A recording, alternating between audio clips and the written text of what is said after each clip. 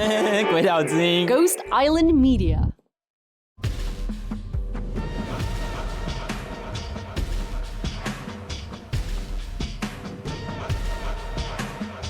Today, we talk with Hsin-mei CHENG, Hsin-mei, producer and writer of the highly anticipated political TV show, 0 Day Attack. We talk with her about her experience developing the show. It looks at what happens when the Chinese PLA forces are about to launch an attack on Taiwan. So I think everyone in Taiwan, we got scared deeply. And we think maybe one day the war will come. It's quite different with other countries, but we never talk about it. And I think we should talk about it. I saw what happened in Hong Kong, what happened in Ukraine, and I feel scary. And I think if we still keep quiet, maybe we have no chance to talk about the story anymore. So I talked to my friends, some directors who are my friends, and we also have such kind of anxious. We think we have to do something before it's too late. Hsin-mei is an award-winning screenwriter of television drama, miniseries, and documentaries. They often tell the stories of Taiwanese society after World War II. 0 Day Attack, the 10-episode series, is now out on public television in Taiwan on August 2nd. It premiered at Copenhagen Democracy Summit in May. It premiered just yesterday in Taiwan. And today we are lucky to have her to share her experience in telling this story, War at Home, and the challenges of censorship and self-censorship in the creative industries in Taiwan. I'm your host, Emily Waiwu, and you're listening to The Taiwan Take. Welcome, Hsin-mei. Hi, everyone. I'm Hsin-mei CHENG, the producer of 0 Day and also the screenwriter. Congratulations on the show. Thank you. Thank you for coming to the studio on a Sunday. Let's get right into the TV series. Okay. Set in modern-day Taiwan, it opens with the morning of a presidential election. The frontrunner is a young politician. She's played by the Taiwanese-American actress, Janet Xie. Her and her husband arrive at the voting booth. A bomb goes off. This moment sets off a series of mayhem. At the event of a terrorist attack on Election Day, do you postpone the election? This is followed by scenes in the Situation Room where Janet Xie, now a president-elect, finds out that Chinese naval and air forces have surrounded Taiwan. The PLA says this is a rescue mission, but to those in Taiwan, it is clear that this is a blockade, thus marking the beginning of an invasion on Taiwan. What a setup. Initially, I want to write a story about the China invasion. And then I think, if the war really happened, the invasion really happened, I think the first impact would be in the politician. And so I start with the political dramas. And then I think there must be a great opening, a terrible opening, actually. Because Taiwan's political news is very dramatic already. How could I think a thing never happened and no one think about it? Then during the presidential election, and I think, what if a bomb happened? Whoa, that may be a good start. So I called my friend who used to work for the 中选会. Central Election Committee. Yeah, Central Election Committee. And I asked them, what if there is a bomb during the voting? Are you going to postpone the election or stop the election? What would happen? And they stopped a few minutes. They said, well, we never thought about that because it never happened. And then I think, well, if people who like you never think about, that must be very interesting. And I asked him, so if that really happened, what will you do? And they say, well, according to the law, because we have to keep our democracy going. So when the president the term has come. He couldn't stay longer. That would mean our old democracy system would be collapsed. So no matter what, the election must be going on. So I start with this point. From that point on, it's a blockade in 10 episodes. The storyline actually spans across just 1 week in real time. Hsin-mei, who is this series for? And what is it that you wanted to communicate? In the beginning, I only want to show we have the freedom of creatives. We can tell any story we want to tell because in Taiwan, it's not so easy. Especially in film industry, we have so many restrictions from China, and they have asked our production house, our television, not to talk about politics. Not even politics, even something related to Taiwan. That makes me a little bit angry. I live in Taiwan, which is a free country, so we should have the freedom of speech, freedom of writing, freedom of creation. So I think let's try the most sensitive topic to see what will happen. That's the beginning. I think for some international listeners who have watched a lot of political shows, could you explain why is this a sensitive topic? Chinese market is a big market for Taiwan film industry. And every movie or drama or the people who work for the film industry, their main capital or the jobs mainly comes from China. So China would ask us if we work to make film, the contract we signed, there will be a condition, which is do not talk about politics. And that's very wide definition. You couldn't comment anything on Facebook or Instagram or join a film like 0 Day, which talks about politics.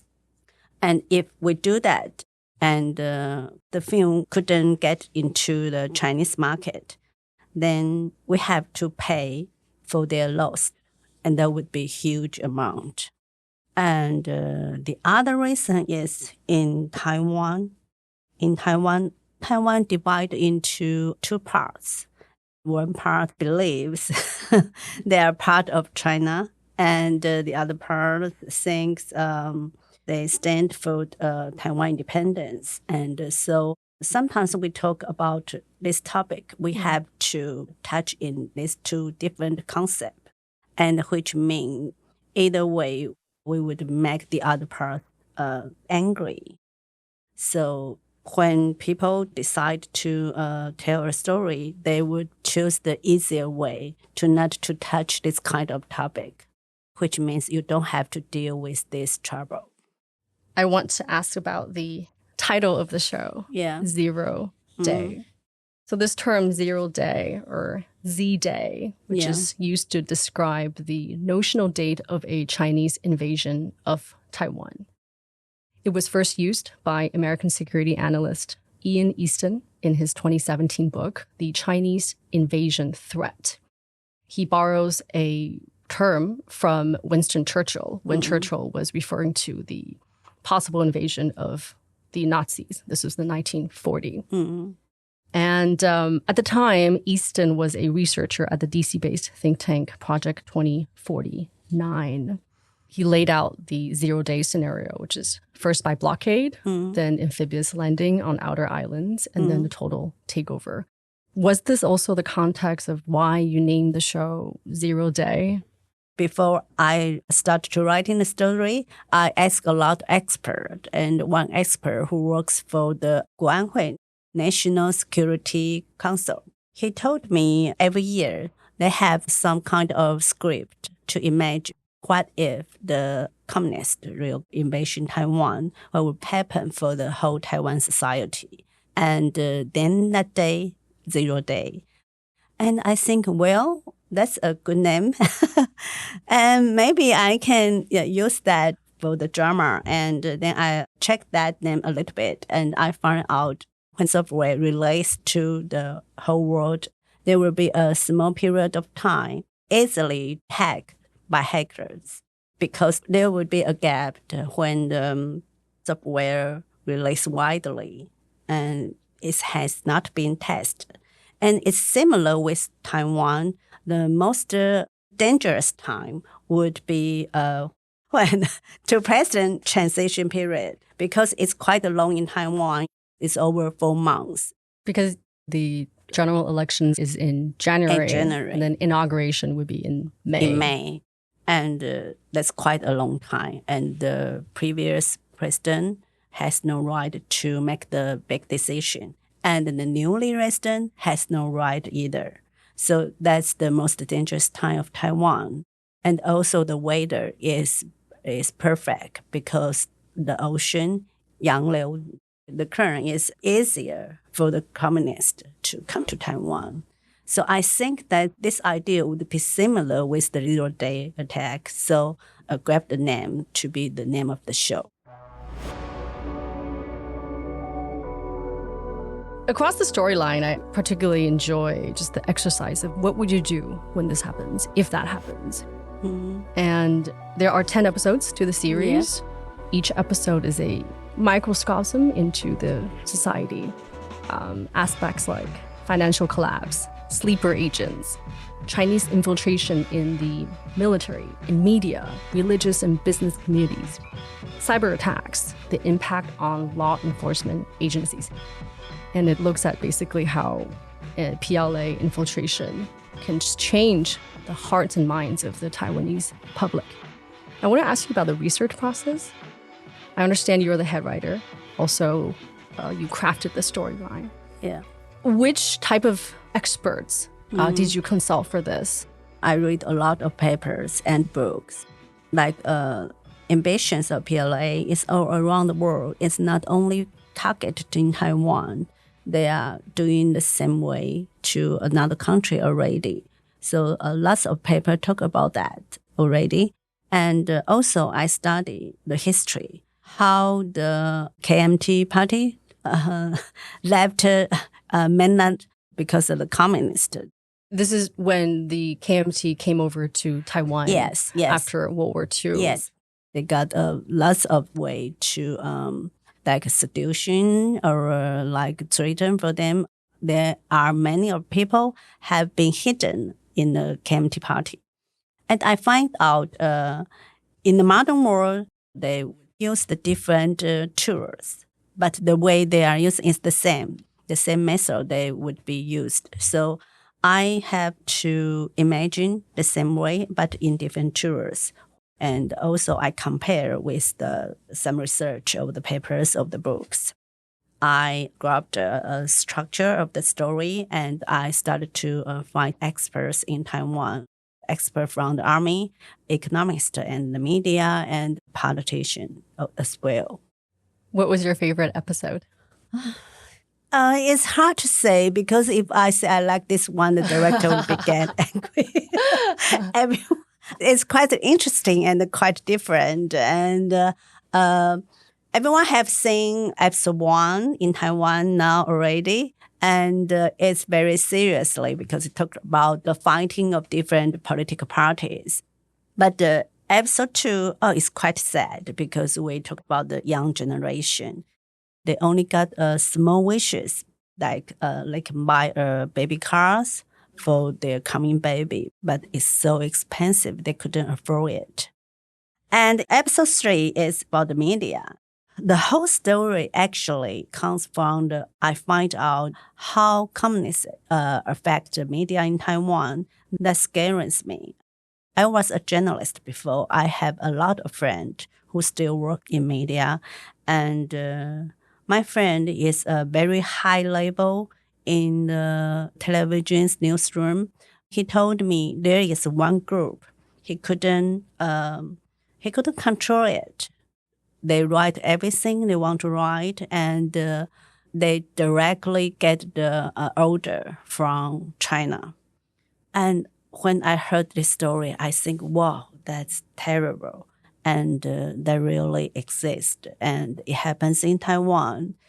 But I think not only media, in other aspects, in other organizations, there must be the same thing in Taiwan. You think they report the news is real, but the news is controlled by the invisible hands in the back. And it comes from China. And they decide what Taiwanese people know, what kind of truth and what kind of news. In episode 4, we talked about opinion leader. Online influencers. Yes, influencers. It's also terrible because I heard the story is people would be lost on the how many people watch your articles or how many people watch your video online. You would get lost. You think you're popular online, but maybe the number is fake. And even you know it's not real, you still want you live in the fake world because it's so great. You are so popular. And also we are talking about religions, the local election, and we use some kind of fantasy. And we even have a pig for the episode. A pig? A pig. Yes, we have a pig. You can see lots of pig in the episode. And which is common to see pigs around temples in Taiwan. Yes, it's a thing, yeah. yes. And we have the very sad story and talks about a family. Taiwan divided into 2 parts, but what if the 2 parts is in one family? You got 2 different beliefs of the war is coming. The husband, all his money, his career is all in China. So he must think he must go back to China. Everything is there, and he had to stand with China. But his wife didn't think that way. Mm. His wife supported Hong Kong before, and she is blacklisted by the Chinese government. When the war is coming, the reality will make them apart. That would be sad, and that would be, I think that will really happen in Taiwan, and someday we must decide. And that's hurting. Mm. Yeah. And in the last one, we have a real war happen in Dadan Island. Dadan Dao is a rock that's under Taiwan ROC jurisdiction that is around the outer islands of Jinmen, which is just a swim away from China. Yes, we have a conflict. 2 brothers. The elder brother works for the Defense Department, and the younger brother is in the Dadan Island. Elder brother thinks we only works for the Defense Department just for make money. But the younger brother, he's in the front line, and he has to stand with the other soldiers. And so the conflict between the 2 brothers, also it's the conflict between Taiwan's different people. So every episode, I think it's all quite interesting and quite different. Yeah. That's a lot of scenarios and reading and writing into warfare tactics, what happens of a possible war. I'm wondering, what has it been like for you as a Taiwanese to develop this show, which is about an attack on your homeland? You mean my feeling? Okay. I start this with angry, yeah, because I think we still have the freedom of speech. So I should write something about my homeland. And the most important thing for now, for decades, is the Chinese government never give up invasion Taiwan. So I think everyone in Taiwan, we got scared deeply. And we think maybe one day the war will come. It's quite different with other countries, but we never talk about it. And I think we should talk about it. I saw what happened in Hong Kong, what happened in Ukraine. And I feel scary. And I think if we still keep quiet, maybe we have no any chance to talk about the story anymore. So I talked to my friends, some director who are my friends, and we also have such kind of anxious. We think we have to do something before it's too late. That's how the whole story starts.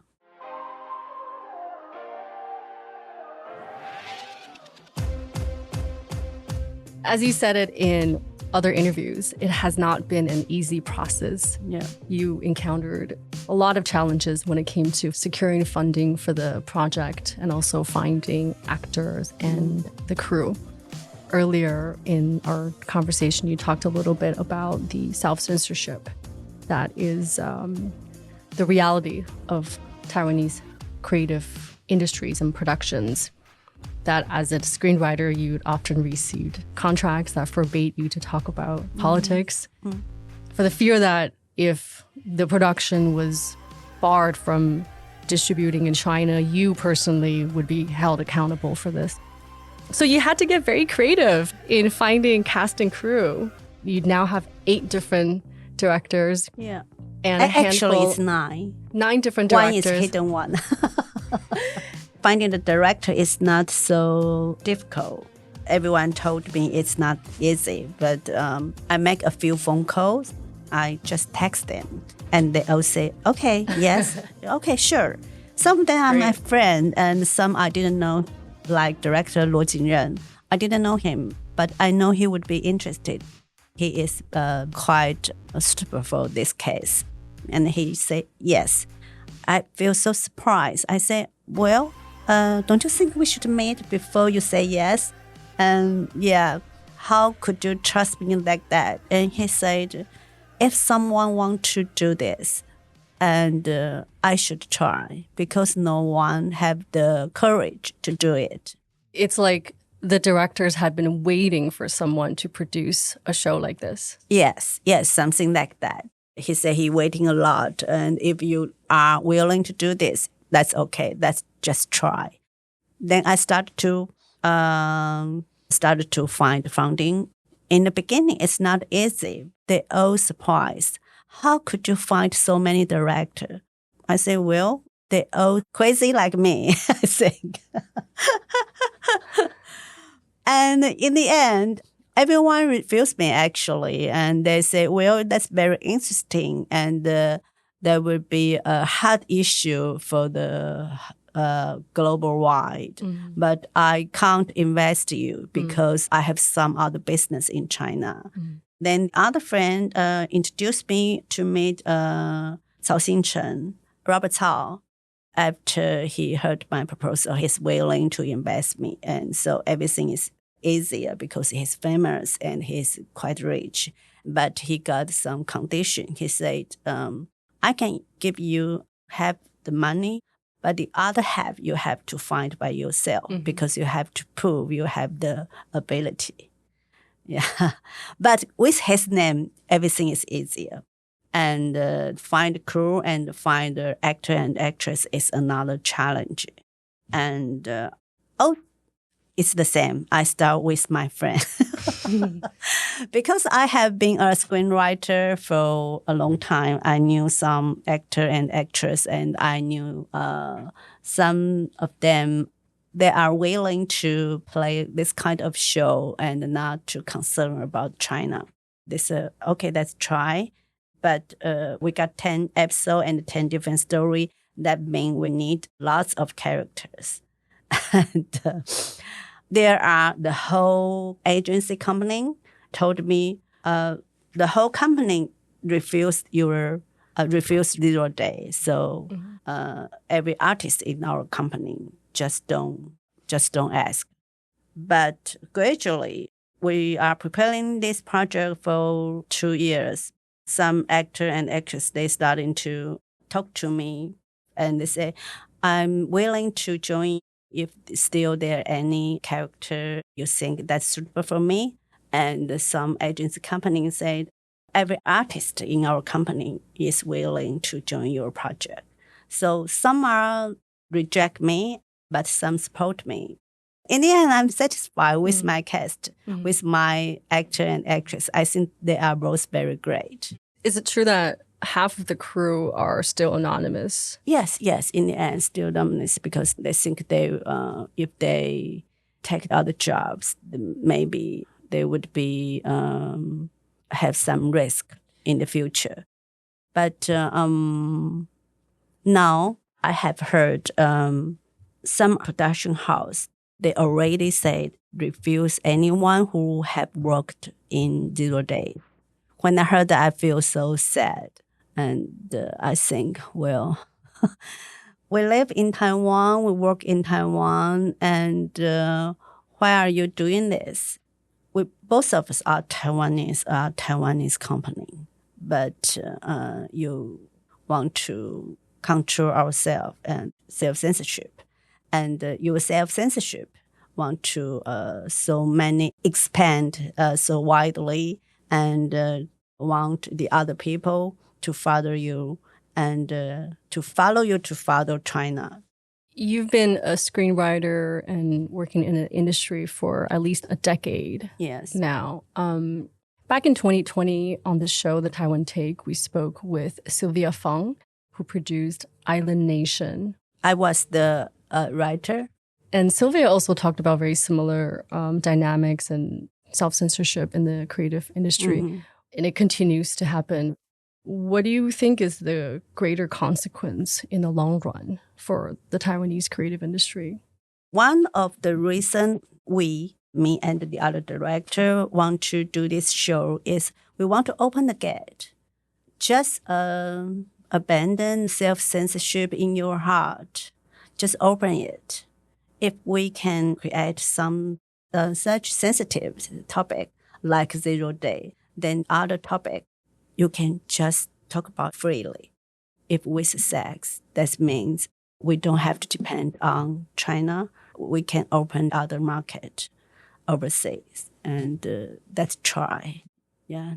So in the future, I'm not so scaring or feel sad about that. I think the future is, I'm look at the bright way. My company is expanded a little bit now because we got new funding, new capitals comes in. It's not mean everyone need Chinese market so badly. We still have other market to explore. But before that, we have to take care about Taiwanese audience first, which means we have to speak Taiwanese stories. That's a great point. Yeah. As I understand it, even before the release in Taiwan, you already secured distribution in Japan and Indonesia. Mm-hmm. Let's talk about public perception. It showed in Taiwan less than 24 hours ago. Mm-hmm. How's it been? Feedback from the public? I think it's great. It's all top one. Congratulations. Yeah, last night. And everyone discussed it in my Facebook. It's 0 days. Everyone talks about 0 days. And someone like it, someone dislike it. I think that's all fine. Just discuss it. So I'm happy with that. Yeah. But I also have noticed that there's comments from China already. It seems they are very angry about 0 day. But it's okay. Let's just open the door to discuss it. Before we wrap up, I wanted to talk to you a bit about your time as a journalist. Yes. So prior to your decade-long career as a screenwriter, where you have received multiple awards for television drama, miniseries, you actually started your career as a print journalist. Mm-hmm. And because of that, you are familiar with Taiwanese responses to natural disasters and crises. Yes. In 1999, you covered the September 21st 9/2 earthquake, yes, which was the deadliest earthquake in Taiwan since 1935.